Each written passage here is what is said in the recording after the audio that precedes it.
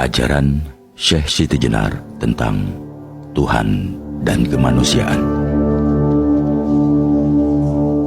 Dalam serat Syekh Siti Jenar, Kisah Srawijaya Pupuh 3 Dangdang Gula 44 disebutkan, Zat Wajibul Maulana adalah yang menjadi pemimpin budi yang menuju ke semua kebaikan. Citra manusia hanya ada dalam keinginan yang tunggal. Satu keinginan saja belum tentu dapat melaksanakan dengan tepat, apalagi dua. Nah, cobalah untuk memisahkan zat wab atau jibul maulana dengan budi, agar supaya manusia dapat menerima keinginan yang lain. Manusia mendua adalah manusia yang tidak sampai kepada derajat kemanunggalan. Sementara manusia yang manunggal adalah pemilik jiwa yang irodat dan kodratnya telah pula menyatu dengan ilahi. Sehingga akibat terpecahnya jiwa dengan roh ilahi, maka kehidupannya dikuasai oleh keinginan yang lain, yang dalam Al-Quran disebut sebagai hawa nafsu. Maka agar tidak terjadi split personality dan tidak mengakibatkan kerusakan dalam tatanan kehidupan, harus ada keterpaduan antara zat wajibul maulana dengan budi manusia. Dan sang zat wajibul maulana ini berada di dalam kedirian manusia, bukan di luarnya. Sementara dalam serat Syekh Siti Jenar, Kisah Srawijaya Pupuh 3 Dangdang Gula 30 menyebutkan, Hyang Widi, kalau dikatakan dalam bahasa di dunia ini, baka bersifat abadi, tanpa antara, tiada erat dengan sakit ataupun rasa tidak enak. Ia berada baik di sana maupun di sini. Bukan itu, bukan ini. Oleh tingkah yang banyak dilakukan dan yang tidak wajar, menuruti raga adalah sesuatu yang baru. Segala sesuatu yang berwujud, yang tersebar di dunia ini, bertentangan dengan sifat seluruh yang diciptakan, karena isi bumi itu angkasa yang hampa. Dari serat Syekh Siti Jenar, Kisah Srawijaya Pupuh 3 Dangdang Gula 33 hingga 36. Tuhan adalah yang maha meliputi. Keberadaannya tidak dibatasi oleh lingkup ruang dan waktu, kegaiban atau kematerian. Hakikat keberadaan segala sesuatu adalah keberadaannya. Oleh karenanya, keberadaan segala sesuatu di hadapannya sama dengan ketidakberadaan segala sesuatu, termasuk kedirian manusia. Maka sikap yang selalu menuruti raga disebut sebagai sesuatu yang baru, dalam arti tidak mengikuti irodatnya. Raga seharusnya tunduk kepada jiwa yang dinaungi roh ilahi, karena raga hanyalah sebagai tempat wadah bagi keberadaan roh itu. Jangan terjebak hanya menghiasi wadahnya, namun seharusnya yang mendapat prioritas untuk dipenuhi perhiasan dan dicukupi kebutuhannya adalah isi dari wadah. Gagasan adanya badan halus itu mematikan kehendak manusia. Di manakah adanya yang sukma? Kecuali hanya diri pribadi. Kelilingilah cakrawala dunia, membumbunglah ke langit yang tinggi, selamilah dalam bumi sampai ke lapisan 7. Tiada ditemukan wujud yang mulia. Kemana saja sunyi senyap adanya. Ke utara, selatan, barat, timur, dan tengah. Yang ada di sana-sana hanya di sini adanya. Yang ada di sini bukan wujud saya. Yang ada di dalamku adalah hampa yang sunyi. Isi dalam daging tubuh adalah isi perut yang kotor. Maka bukan jantung, bukan otak yang pisah dari tubuh. Laju pesat, bagaikan anak panah lepas dari busur, menjelajah Mekah dan Madinah. Saya ini bukan budi, bukan angan-angan hati, bukan pikiran yang sadar, bukan niat, bukan udara, bukan angin, bukan panas, dan bukan kekosongan atau kehampaan. Wujud saya ini jasad. yang akhirnya menjadi jenazah, busuk bercampur tanah dan debu. Nafas saya mengelilingi dunia. Tanah, api, air, dan udara kembali ke tempat asalnya atau aslinya. Karena semuanya barang baru, bukan asli. Maka saya ini zat yang sejiwa, menyukma dalam Hyang Widi. Pangeran saya bersifat jalal dan jamal, artinya maha mulia dan maha indah. Ia tidak mau sholat atas kehendak sendiri, tidak pula mau memerintahkan untuk sholat kepada siapapun. Adapun orang sholat, itu budi yang menyuruh, budi yang laknat dan mencelakakan. Tidak dapat dipercaya dan diturut, karena perintahnya berubah-ubah. Perkataannya tidak dapat dipegang, tidak jujur.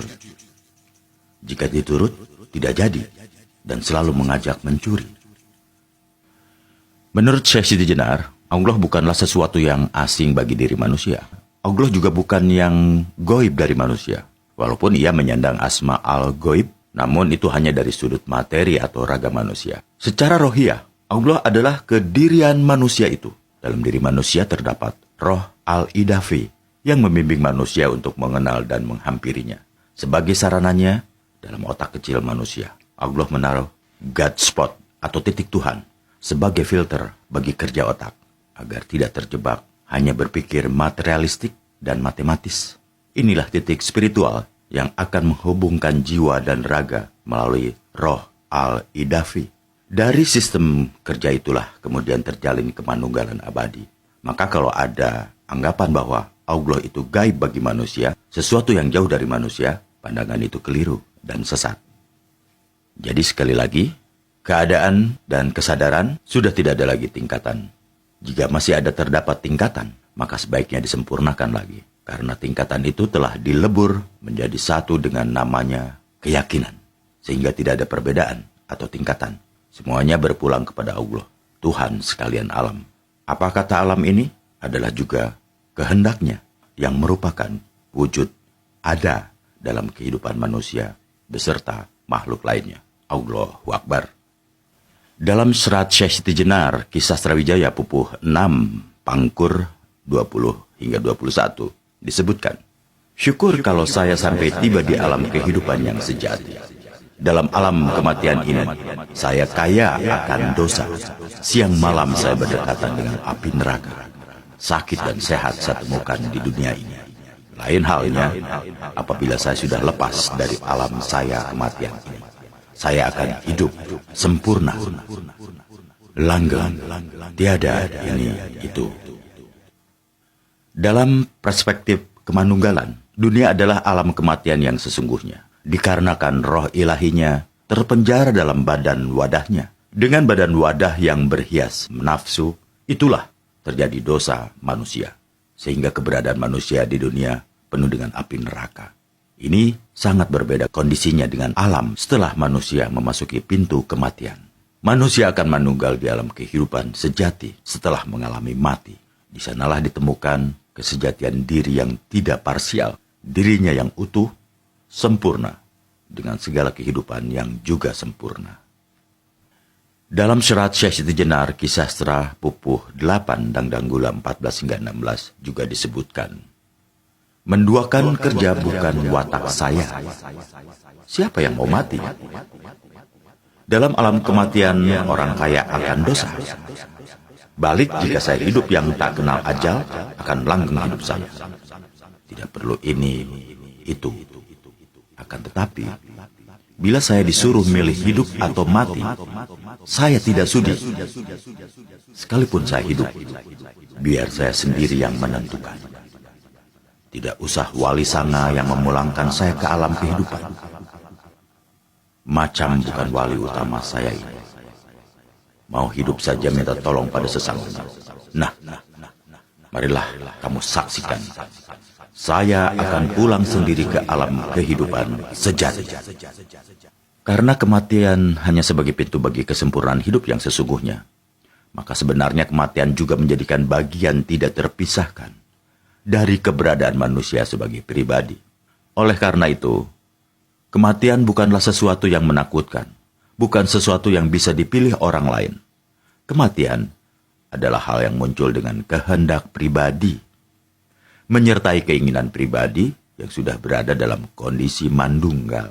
Oleh karena itu, dalam sistem teologi Syekh Siti Jenar, sebenarnya tidak ada istilah dimatikan atau dipulangkan, baik oleh Allah atau oleh siapapun. Karena dalam hal mati ini, sebenarnya tidak ada unsur tekan-menekan atau paksaan. Pintu kematian adalah sesuatu hal yang harus dijalani secara sukarela, ikhlas, dan harus diselami pengetahuannya, agar ia mengetahui kapan saatnya ia menghendaki kematiannya itu. Barulah jika seseorang memang tidak pernah mempersiapkan diri dan tidak pernah mau mempelajari ilmu kematian, tanpa tahu arahnya kemana, dan tidak mengerti apa yang sedang dialaminya. Dilengkapi oleh babat Jaka Tingkir, babat panjang halaman 74, yang menyebutkan betapa banyak nikmat hidup manfaatnya mati. Kenikmatan ini dijumpai dalam mati. Mati yang sempurna teramat olehlah dia. Manusia sejati-jatinya yang sudah meraih puncak ilmu. Tiada dia mati hidup selamanya. Menyebutkan mati syirik, lantaran tak tersentuh lahat. Hanya beralih tempatlah dia dengan memboyong keratonnya. Kenikmatan mati tak dapat dihitung. Tersasar, tersesat, lagi terjerumus, menjadikan kecemasan, menyusahkan dalam patinya. Justru bagi ilmu orang remeh. Ya, menurut penuturan babat Jaka Tingkir, ungkapan mistik itu keluar dari ucapan darah Syekh Siti Jenar setelah dipenggal kepalanya oleh Dewan Wali Sanga. Darah yang menyembur, jatuh ke tanah, melukis kaligrafi La ilaha illallah, dan mengeluarkan ucapan-ucapan mistik tersebut. Para wali dan masyarakat yang menyaksikannya terkejut campur bingung. Setelah beberapa saat, dari lisan kepala yang sudah dipenggal, keluar ucapan yang memerintahkan agar darah kembali ke jasadnya. Demikian pula kepala menyatu dengan tubuh. Jelas bahwa kematian fisik tidak mampu menyentuh Syekh Siti Jenar. Mati ada dalam hidup. Hidup ada dalam mati. Hidup selamanya tidak mati. Kembali ke tujuan, langgeng selamanya. Setelah berpamitan dan mengucapkan salam kepada semua yang menyaksikan, Syekh Siti Jenar dengan diliputi oleh semerbak bau harum, terbungkus cahaya gemerlapan yang menyorot ke atas, kemudian lenyap terserap ke dalam al-gaib. Dia yang sudah dimuliakan, iringan cahaya bersinar cemerlang, berkilau gemilang, berkobar menyala, menyuramkan sinar sang mentari, menyilaukan pandang semua orang yang menyaksikan. Adapun pelaksanaan hukuman atas dirinya oleh Syekh Siti Jenar sengaja dibiarkan terlaksana untuk memenuhi hukum duniawi sekaligus sebagai monumen kebenaran ajarannya. Tanpa bukti yang dinampakkan secara zohir, maka kebenaran ajaran Manunggaling Kawula Gusti tidak akan pernah terwujud. Karena pembuktian itu, sebagaimana sudah terjadi pada Mansur Al-Halaj, Al-Syuhrawardi, dan Ainul Qudat Al-Hamdani sebagai pendahulunya, memang menurut jasad sang guru sebagai martir atau syahid bagi kesufiannya, dengan kemartirannya dan kesediaannya sebagai syuhada bagi sufisme. Di tanah Jawa itulah ia disebut sebagai Syekh Jati Murni, guru pemilik inti kesejatian atau pusar ilmu kasampurnaan.